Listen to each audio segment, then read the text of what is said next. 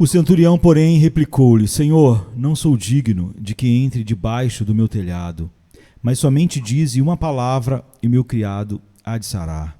Mateus 8, 8. Esse centurião era um homem digno do ponto de vista humano. No entanto, considerou a si mesmo indigno ao se voltar para o nosso Senhor.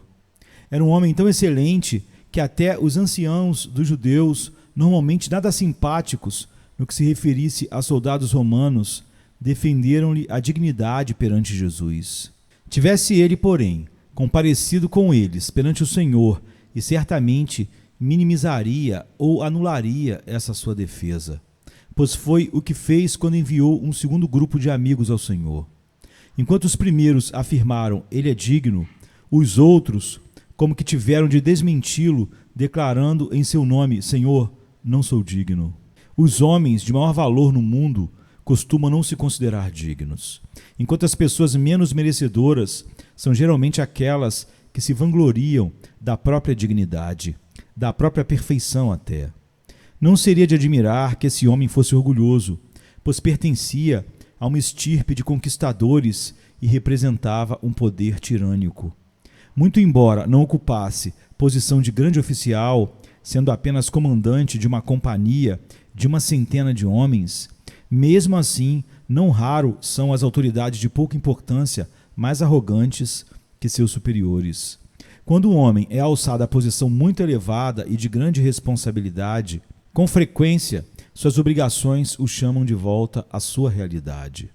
Já o mero, mais insolente Zé Ninguém costuma julgar-se maior que o próprio imperador. Este centurião, no entanto, revelou-se homem de bom caráter ao dizer de si mesmo: não sou digno. Ele poderia ter orgulho da popularidade de que desfrutava entre os judeus. Poucos dos que vivem rodeados por uma atmosfera de apreço resistem à tentação de passar a se considerar em situação elevada demais. Ele havia construído uma sinagoga para os judeus. Um belo gesto, mas é bem possível, após edificar uma obra dessa, tornar-se um grande homem aos próprios olhos, pairando acima da maioria em termos de orgulho. Não era o caso desse bom homem, contudo, que fizera erguer essa casa de devoção ao Deus de Israel, mas não se enchera de presunção pela grandeza da sua generosidade. Em momento algum ele a menciona. Em vez disso declara: Senhor, não sou digno de que entres debaixo do meu telhado. Mateus 8:8. Era também um homem acostumado a comandar. Dizia para seu soldado: vá, e ele ia. E a outro: vem, e ele vinha. Mateus 8:9 e Lucas 7:8 mostram isso. Quem está habituado a ser obedecido tem também a propensão a se considerar em alta conta. Esse comandante, contudo, não caíra nesse equívoco tão comum, mostrando-se atencioso em cuidar da enfermidade do criado, parecia estar determinado também a fazer que fosse curado. Era, portanto, um patrão gentil e liberal. Se quiséssemos achar um homem digno de verdade, não precisaríamos ir além desse soldado romano. E, no entanto, ele afirmou: Senhor, não sou digno. Observem ainda que ele não declarou: Senhor, o quarto em que meu criado dorme não é digno de ti. Ou não convém que subas ao sótão onde está deitado o enfermo. Mas sim, não sou digno de que entres debaixo do meu telhado. Nem mesmo, certamente, no melhor cômodo, nem na sala de visitas. Falo da minha casa, Senhor, a casa de alguém que não ousa ter uma entrevista pessoal contigo, por considerá-la bastante imprópria para receber uma pessoa de tua tão elevada dignidade. Receava causar algum desagrado ao Senhor. Achava que já o mestre chegar até a sua porta seria o máximo a que poderia aspirar, e que uma palavra sua bastaria para operar o milagre que tanto buscava. Meus queridos amigos, é isso que quero me referir hoje. Quero chamar sua atenção para a feliz combinação aqui de uma bela humildade com uma extraordinária medida de fé. Em sua confissão de pecador, o centurião é pródigo. Senhor, não sou digno de que entres debaixo do meu telhado. Mas também, na sua profissão de fé, ele é claro: dize uma palavra e o meu criado há de sarar. Cometemos um erro vulgar quando pensamos que uma baixa estima de nós mesmos esteja relacionada a uma desconfiança muito grande para com Cristo. Chamo de erro vulgar porque é, ao mesmo tempo, comum e infundado. O fato é que ter a si próprio em alta conta acompanha a atitude de ter Cristo em baixa estima. Nem poderia ser diferente, pois são dois lados da mesma moeda. Mas ter-se em baixa conta deveria sempre estar associado com ter pensamentos elevados acerca de Cristo, pois as duas atitudes são produtos do Espírito de Deus e colaboram uma com a outra. Nossa falta de dignidade salienta o brilho da graça infinita do nosso Senhor. Se afundamos em humildade, voamos alto em confiança. Cristo cresce à medida que diminuímos. Para deixar clara essa questão, direi antes de mais nada que o sentimento de não ser digno é até bastante desejável e recomendável. Em segundo lugar, no entanto, o sentimento de não ser digno pode ser muito mal empregado e se transformar em motivo de sério pecado. Em terceiro lugar, acrescentarei que o sentimento de não ser digno encontra parceria adequada em uma fé vigorosa em Cristo. O texto nos serve de exemplo disso tudo. Que o Espírito Santo colabore em nossas meditações e as torne realmente proveitosas. Sentimentos, então, de não ser digno é bastante desejável e recomendável. Alguns de vocês são destituídos desse sentimento. Ouço dizer que o consideram até coisa desprezível e mesquinha. Imaginam que possa ser capaz de lhes afetar a varonilidade, diminuir o autorrespeito e sufocar a coragem. Caros amigos, toda a varonilidade que se alimenta do pecado é um fungo venenoso a brotar da miséria de um coração corrupto. Que seja extirpada de nós. Qualquer condição mental fundamentada em uma falsidade só pode ser maligna. É uma bolha soprada pela vaidade ignorante. Não vamos desejar mais autorrespeito, varonilidade ou coragem do que seja condizente com a verdade das coisas. Recomendo o sentimento de falta de dignidade por ele ser uma noção do que é verdadeiro. Quando o homem se considera indigno perante o Senhor, tem um pensamento certo. Quando acredita que não poderia ser salvo pelo mérito de suas próprias obras, que são imperfeitas e impuras, julgue então de acordo com os fatos. Qualquer que seja o possível resultado de um pensamento sobre nós, quer nos faça felizes, quer tristes, essa é uma questão secundária. O ponto principal da mente sincera deve sempre ser: isso é verdadeiro? Se o pensamento for verdadeiro, devemos acolhê-lo na mesma hora, custe o que custar. Se a verdade for uma devastação dentro da minha alma e destruir esperanças e fantasias promissoras, não importa. Assim deve ser, pois o efeito mais doloroso da verdade é melhor para mim do que os resultados mais lisonjeiros da falsidade. Melhor os golpes da verdade que os beijos do engano. Se você adotar uma visão muito baixa de si mesmo, alguns talvez o chamem de mórbido. Desconhecem, porém, com que espírito você age desse modo. A humildade é saudável. Ter-se em baixa conta não é uma doença. Quando pensamos cada vez mais o pior de nós mesmos, aproximamo-nos cada vez mais da verdade. Somos por natureza pervertidos, indignos, desprezíveis, culpados e merecedores da ira de Deus. Se alguma coisa cruel possa ser imaginada contra homens moralmente caídos, com certeza, infelizmente, é verdadeira. Que pior caráter pode ser conferido à natureza humana que o traçado pela pena da inspiração no capítulo 3 da Epístola aos Romanos? Ah, se Deus nos fizesse humildes em espírito e nos enchesse de um sentimento profundo de falta de dignidade própria. Pois isso nada mais significaria nos revelar a verdade e nos libertar do caminho da falsidade. Observem em seguida que o sentimento de não ser digno não é prova alguma de que um homem tenha cometido um pecado flagrante. A questão pode ser vista sob luz exatamente oposta. Se o homem fosse de uma maldade abominável, sua consciência teria perdido a sensibilidade e ele jamais, com toda certeza, sentiria sua falta de dignidade com tanta clareza como ele está sentindo agora. Aquele que tem pensamentos elevados de si mesmo não é necessariamente um homem de vida limpa. Por outro lado, aquele que tem pensamentos bastante depreciativos de si mesmo não comprova, por causa disso, ser pior que os outros. Quem se sente indigno tem algo em si que Deus aprova. Estamos certos disso, pois quando o Senhor busca habitação entre os homens, embora possa escolher entre diversos palácios, é altamente condescendente e diz: no alto e santo lugar habito, e também com o coração contrito e humilde de espírito, e para vivificar o coração dos contritos. Isaías 57:15. Não julguemos os homens pelo apreço que têm de si mesmos, ou, se o fizerem, tomem isso como guia. Aquele que se humilha será exaltado, e o que se exalta será humilhado. Aquele que é grande é pequeno. Aquele que é pequeno para si mesmo seja ainda maior para nós. Deus não ama quem se vangloria. Sacia o faminto de boas dádivas, mas o rico ele despede vazio. Recomendo o sentimento de falta de dignidade, porque tende a tornar o homem gentil para com os outros. Aquele que julga ser tudo, pensa certamente que os outros são nada. O orgulho não tem entranhas.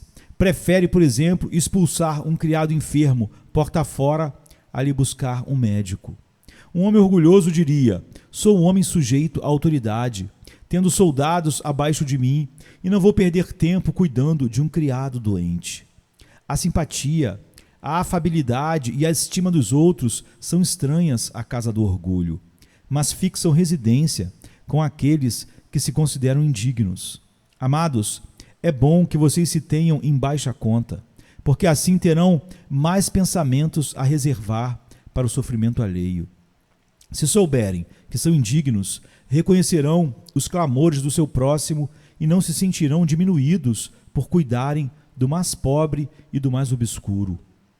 Existem vestígios de obra da graça em seu coração quando vocês mostram amor pelo próximo por sentirem que não são melhores do que ele. Isso é infinitamente melhor do que o contrário. Achar ser tão grande a ponto de poder pisotear a multidão em sua dignidade imperial e imperiosa, olhando para baixo com desprezo e observando os muitos que não alcançaram a eminente posição de honra que vocês julgam desfrutar. O chamado grande homem, que acha merecer muito, personalidade dita honrosa e adorável, atropela seus companheiros e esmaga-os sem dó se estiverem em seu caminho e houver possibilidade de lhe atrapalharem os desígnios. Mas o homem consciente da própria indignidade, que sente dever tudo à misericórdia de Deus, que depende dela e só dela, é afável e gentil para com seus parceiros de pecado e lhes fala boas palavras para confortá-los. Recomendamos ainda o sentimento de indignidade, porque torna o homem amável para com o Salvador. De todas as coisas desprezíveis, a mais odiosa é a postura orgulhosa perante o Senhor Jesus. Nem por isso, no entanto, é incomum. Alguns parecem alimentar a fantasia de que Jesus é seu criado, sempre pronto a servi-los. Falam de sua própria salvação como se ele fosse obrigado a concedê-la, sendo capazes de reivindicá-la para si mesmos e até para toda a humanidade nesse espírito. Se mencionamos a possível escolha soberana de alguns para a vida eterna, põe-se logo a clamar sobre injustiça e parcialidade, como se o homem culpado tivesse direito a alguma coisa do Senhor da Glória, além de receber a punição que seus pecados merecem, que é a ira infinita de Deus. Parece até que estou ouvindo o mestre indagar: não posso fazer o que bem entendo com o que me pertence? Muitos desses que se fingem de advogados da graça são, na verdade, rebeldes traidores do Senhor, querendo lhe arrancar da mão o cetro prateado da soberania infinita. Amados, é bom achegar-nos em oração ao nosso Senhor, não como credores afoitos por quitar uma dívida, mas sim como realmente somos, criminosos condenados, suplicantes por um perdão gratuito que não merecemos. Não temos nada, na verdade, a reivindicar de Deus. Se Ele optou por nos salvar, é por pura obra de sua própria graça. Aproximemo-nos dele, portanto, com humildade, confessando: Senhor, não sou digno de que entres debaixo do meu telhado. Tua morte em meu favor permanece sendo para mim o maior de todos os milagres. Que tu me escolheste, me chamaste e me perdoaste e me salvaste, isto tudo, a meu ver, é por demais maravilhoso, diante do que a minha alma se coloca em grata admiração. De onde vem isso? Como pudeste olhar para um cão morto como eu? A postura de coração correta ao lidarmos com nosso Senhor Jesus é a da mulher penitente que lhe banha os pés com lágrimas, ou do leproso que se atira ao chão junto a ele e o adora. Se nos aproximamos do Salvador dos pecadores, temos de fazê-lo na condição de pecadores. Devemos a ele nos achegar como humildes súplices, não como orgulhosos que imaginam vaidosamente ter uma reivindicação a apresentar contra a graça soberana do Senhor. O sentimento de falta de dignidade é útil ao extremo, porque coloca o homem onde Deus pode abençoá-lo. E onde é isso? Indaga você. É que o Senhor só age em conformidade com seus próprios atributos. Deus será sempre Deus. Deste modo, tal como somente Ele é Deus na criação, também somente Ele o será na nova criação. A única posição que podemos então ocupar diante do Senhor é saber que nada merecemos, nem de nada somos dignos, enquanto Ele é santo e glorioso. Precisamos ouvi-lo dizer: eu sou Deus e além de mim não há outro, como está em Isaías 45:5. Do contrário, seria melhor nunca nos voltarmos para Ele em busca de salvação. Se sou alguém que se levanta cheio de supostos direitos e reivindicações, Deus não poderá me abençoar sem me conceder o que jamais me concederá. Como posso reivindicar o que Ele chama justamente de dom gratuito em Romanos 6:23? Com muita frequência, tenho feito ressoar nesse salão as palavras do Senhor: terei misericórdia de quem eu me aprouver ter misericórdia, e terei compaixão de quem eu quiser ter compaixão. Romanos 9:15. Acredite e confie inteiramente nisso. Deus será Deus. Deus sempre será e agirá como Deus. Se você não quer ser salvo sem que Ele deixe seu trono da soberania, então você irá perecer sem nenhuma esperança. Ele é o Rei e Senhor absoluto na obra de salvação. Cabe a você aceitá-la e abraçá-la como dom gratuito ou morrer sem ela. Pois se é gratuito, se é pela graça, não pode, evidentemente, ser por direito seu, ou você ter direito a isso. As duas coisas são totalmente contraditórias. Inexprimível de tão grande é a compaixão de Deus, imensurável a sua misericórdia. Ainda bem que é assim, e que tenha Ele realmente piedade daqueles coitados cuja obstinação orgulhosa se levanta contra a sua soberana graça. Ó pecador, se você pretende ser perdoado, confesse que o Senhor é Rei. O toque do Cristo em pessoa sobre sua vida deve ser como o de Tomé ao pôr o dedo na ferida e exclamar: Senhor meu e Deus meu, como está em João 20:28. Você precisa ter Jesus como seu Senhor e Deus, ou Ele nada representará em sua vida para a sua total e eterna infelicidade.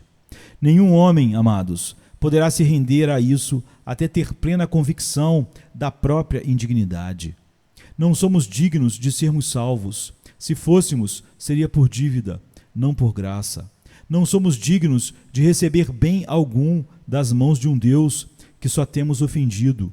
Se o fôssemos, apelaríamos para a sua justiça, e sua misericórdia seria desnecessária. Venham, amados, vamos nos curvar ante o Senhor e confessemos que só Ele é Rei. Confessemos que nada merecemos além da sua ira. Como dizem os versos: se a tua ira de mim se apoderar, até na morte eu hei de te confessar. Se a minha alma para o inferno ela mandar, tua perfeita lei eu hei de aprovar. Deve ser assim. Deixemos, portanto, de querer apresentar qualquer reivindicação, mas simplesmente clamemos: ó Deus, tem misericórdia de mim, como está em Lucas 18:38. Esse posicionamento mental faz o homem atraído pela pura e simples palavra de Deus. Tal homem, por ser indigno, não pede a Cristo palavras místicas, cerimoniais de imposição de mãos, nem mesmo uma simples visita à sua casa. contenta-se com que o Senhor profira simplesmente uma palavra. É a nossa natureza humana orgulhosa que tanto suspira por pompa e requinte. Queremos geralmente seguir felizes para o céu por uma estrada real reluzente, ser salvos ao som de música retumbante e aperfeiçoados por uma parafernália. Gostaríamos de ser perdoados, sim, mas perante um sacerdote visível, usando trajes litúrgicos a rigor. Necessitamos de um altar lindamente decorado ou um espetáculo de velas até a luz do dia. Desejamos 1000 quinquilharias para ocultar a humilhação de sermos salvos pela pura graça. Contudo, não é assim a alma que sente a própria indignidade e clama: Senhor, salva-me como quiseres. Tua palavra é suficiente para mim. Profere a tua palavra de ordem e isso me basta. Lemos que Deus enviou a sua palavra e os sarou, como está no Salmo 107, verso 20. O sentimento de indignidade nos deixa contentes por sermos salvos justamente do jeito o mais singelo possível. Almas simples amam um evangelho simples. Conheço o problema de algumas pessoas que leem um livro contendo o evangelho e, por ser ele muito simples, dizem: isso funciona para pessoas como a minha criada ou o meu jardineiro. Para si mesmas, elas buscam sempre algo mais complicado e difícil de entender e, por conseguinte, bem mais lisonjeiro para o seu orgulho. Há muita gente que prefere um pregador capaz de confundir o evangelho para elas. O discurso direto parece que as ofende. Há certo excesso dessa gente na presente geração.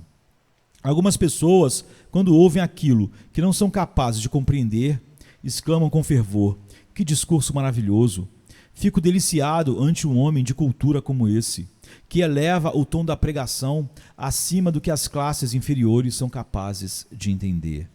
Como são tolos os que falam assim!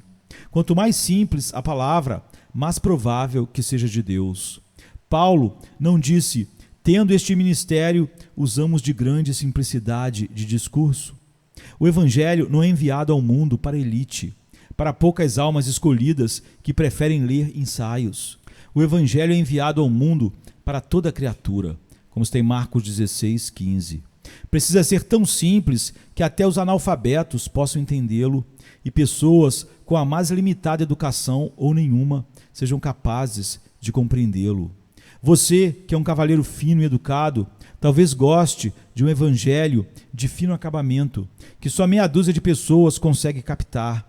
Eu prefiro a salvação comum, as boas novas para a multidão, a escrita que até aquele que corre consegue ler. Sua integridade e humanidade não reconhecem ser bom que o evangelho seja simples o suficiente para o pobre e o analfabeto, já que também necessitam de salvação tanto quanto o educado? Por Deus, eu gostaria que o sentimento de indignidade nos levasse para baixo desses pináculos do templo da vaidade, onde permanecemos em admiração mútua, mas correndo o terrível perigo de cair para sempre. Que a sabedoria celestial nos torne dispostos a sermos salvos como os pecadores comuns, sem querermos que Cristo tenha de vir pessoalmente à nossa casa, mas nos dê aquela palavra de ordem pela qual o milagre da graça se manifeste. Bem, amigos, tenho a seguinte questão para colocar agora. Vocês conhecem a própria indignidade? Não estou perguntando se têm sido afligidos pelo terror ou atormentados pela dúvida, nem se têm se afogado em desespero. Talvez sim, talvez não, mas estão dispostos a concordarem com isso, de que não são dignos, que a sentença condenatória poderia ser prescrita com acerto no seu caso, e que se estão salvos é só pela graça gratuita e soberana de Deus? O centurião, porém, replicou-lhe: Senhor, não sou digno de que entres debaixo do meu telhado, mas somente dize uma palavra e o meu criado há de sarar. Mateus 8, 8.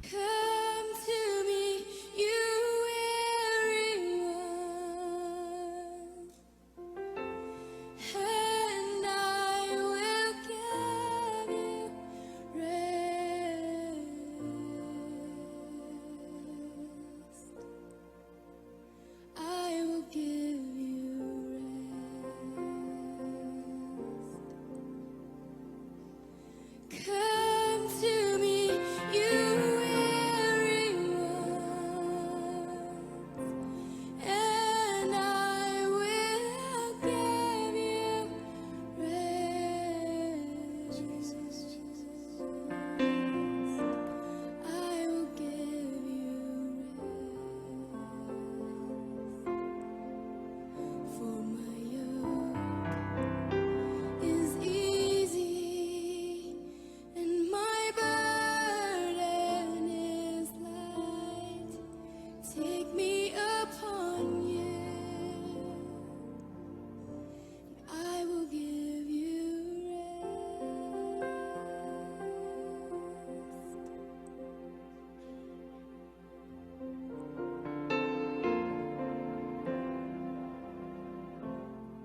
to